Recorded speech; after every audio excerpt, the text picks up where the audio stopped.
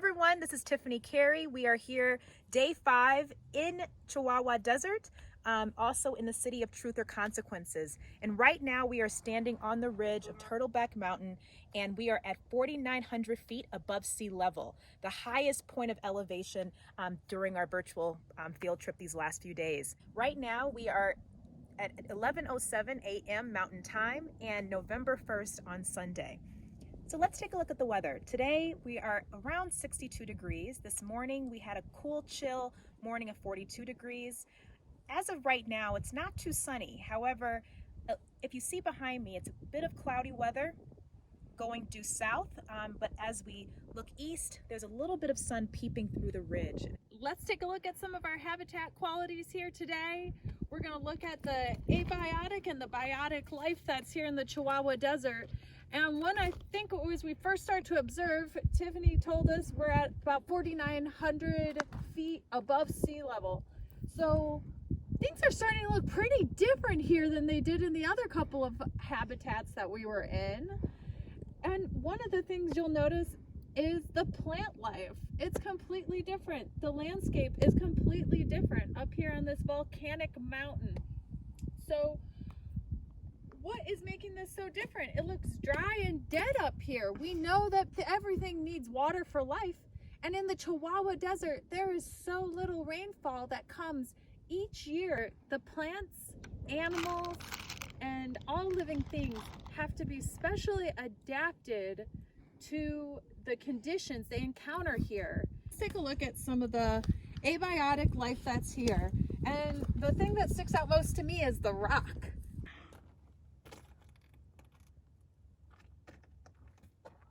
And there's some woody branches just like this that we picked up from a yucca plant.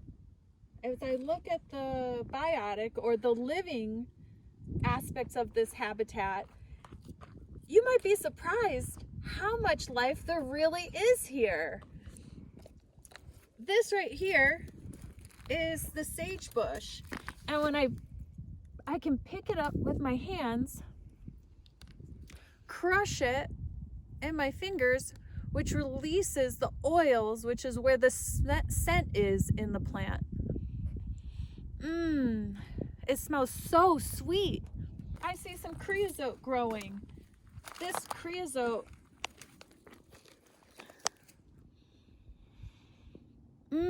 also has a scent. Right next to it, in between our sagebush and our creosote, we have a barrel cactus.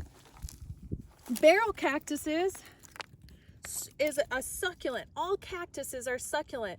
Being a succulent is a particular quality that makes these plants particularly adapted to desert life. It has very shallow roots and it uptakes the water when it comes quickly. The succulent stores the water inside of it. So it doesn't need a lot of water. It only needs a lot of water a few times a year. Right here we have a vibrant ecosystem happening with the ocotillo and a wolfberry plant.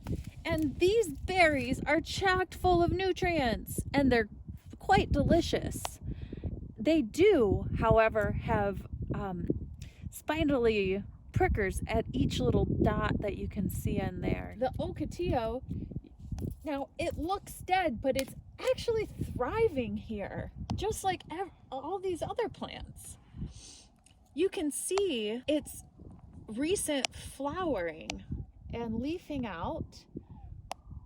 Within 24 to 48 hours of rain, it'll start its process of photosynthesis. And in between extreme amounts of rain, it goes basically into hibernation. And it just waits until the next rain to flower and grow. Let's look over here. We have a cholla, and sometimes people call this a teddy bear cactus because its arms are reaching out like it wants to run over and give you a big hug. And so this is another cactus, very prickly cactus, and it's got its fruit growing at the ends. And this provides life to many of the mammals.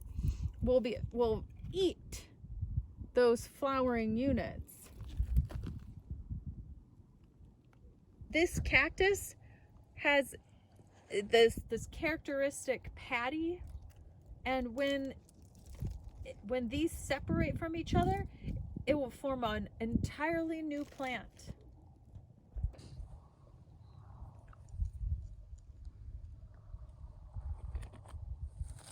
So those are some of the biotic and abiotic observations that we're able to make from this point at 4,900 feet above sea level in the Chihuahua Desert, just outside of Truth or Consequences, New Mexico. Obviously, we are not going to be doing any water quality testing here, but we will be going down to the Rio Grande, which flows from Colorado through Mexico. And this is the lifeline of the desert.